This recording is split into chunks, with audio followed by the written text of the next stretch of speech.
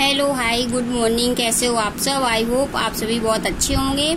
तो आज मैं आप सब लोगों को यूपीपीएससी आरओ की संपूर्ण जानकारी देने वाली हूँ। यूपीपीएससी आरओ जिसका मतलब होता है समीक्षा अधिकारी, ARO सहायक समीक्षा अधिकारी। तो इसमें 2 पेपर होते हैं। पहला पेपर होता है जीएस का, जिसके लिए आपको 140 क्वेश्चन मिलते हैं और इसकी मार्किंग भी 140 नंबर की होती है। इसके लिए टाइमिंग जो है वो 2 घंटे की होती है। सेकंड पेपर होता है हिंदी का, जिसमें 60 क्वेश्चन मिलते हैं। इसकी मार्किंग भी 60 होती है, उसकी टाइमिंग 1 घंटे होती है। ये दोनों पेपर क्वालिफाई पेपर होते हैं, इनके मेंस में नंबर नहीं जुड़ते हैं, बट इनमें नेगेटिव मार्किंग होती है 1/3 की। जो जीएस का पेपर होता है उसमें आप टॉपिक देख लीजिए कौन कौन से आते हैं। हिस्ट्री में भारत का इतिहास आता है, उसमें आपकी तीनों हिस्ट्री आती हैं, Asian history, medieval history and modern history. सबसे ज्यादा क्वेश्चन आपको मॉडर्न हिस्ट्री से मिलेंगे। इसका सेकंड जो टॉपिक होता है वो भारतीय राष्ट्रीय आंदोलन का होता है। इसके अलावा पॉलिटी में आपको भारतीय राजतंत्र, अर्थव्यवस्था एवं संस्कृत को पढ़ना होता है। इसके अलावा ज्योग्राफी में आपको विश्व भूगोल तथा भारत का भूगोल और प्राकृतिक संसाधन पढ़ने होते हैं।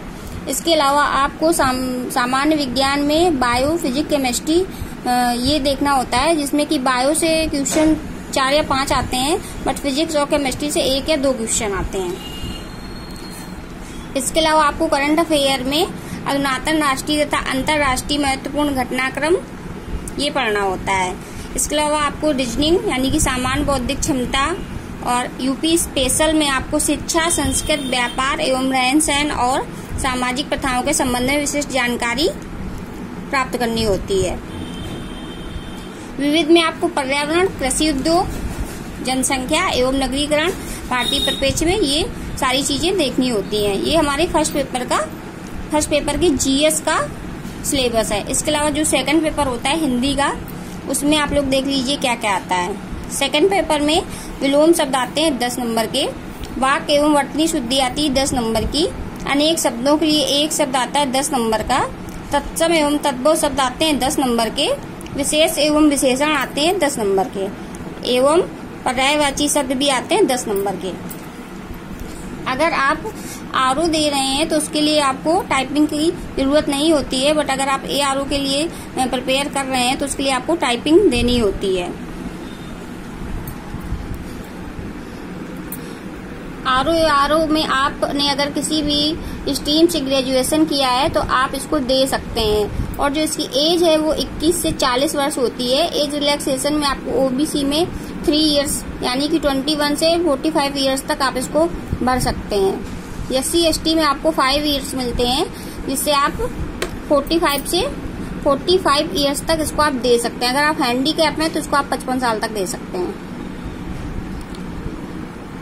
कुछ पोस्ट के लिए इसमें A लेवल या O लेवल मांगता है। अब हम लोग बात करेंगे यूपीपीएससी आरओ की मेंस एग्जाम की।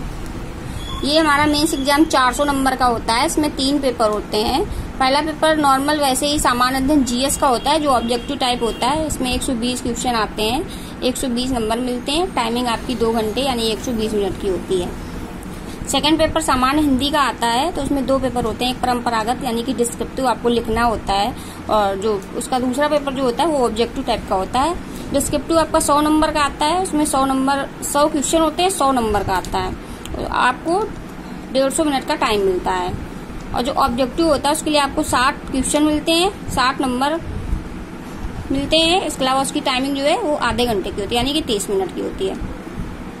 और जो हमारा थर्ड पेपर है उसमें हिंदी निबंध आता है। आप चाहें तो हिंदी से भी दे सकते हैं, इंग्लिश से भी दे सकते हैं, या उर्दू में किसी में भी आप निबंध लिख सकते हैं। इसके लिए आपको 120 नंबर मिलते हैं। टाइमिंग 180 मिनट की होती है। इसमें आपको 3 निबंध 3 खंडों में विभाजित होंगे। इस प्रकार कुल 9 प्रश्न होंगे, जिनमें आपको प्रत्येक खंड से एक निबंध लिखते हुए कुल 3 निबंध लिखने होते हैं। तो जैसा कि आप सभी को पता है कि यूपीपीएससी आरओ की नोटिफिकेशन आपको बहुत ही जल्द देखने को मिल सकती है।